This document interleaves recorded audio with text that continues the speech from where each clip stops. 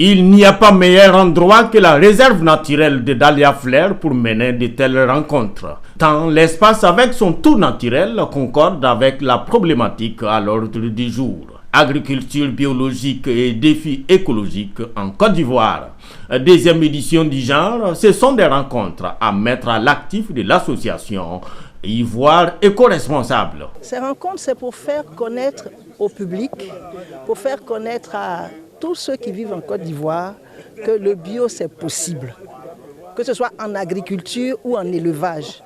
On n'est pas obligé d'avaler des choses qui vont nous créer des problèmes dans notre santé. Et comme Déborah, ce sont tous les convives de cette deuxième édition des rencontres AIER qui pensent qu'il est grand temps que l'agriculture dite conventionnelle passe tout ou en partie la main à l'agriculture biologique. Au niveau de l'impact, on peut relever 2 points. D'abord, les agriculteurs auront beaucoup plus d'argent, le revenu va augmenter.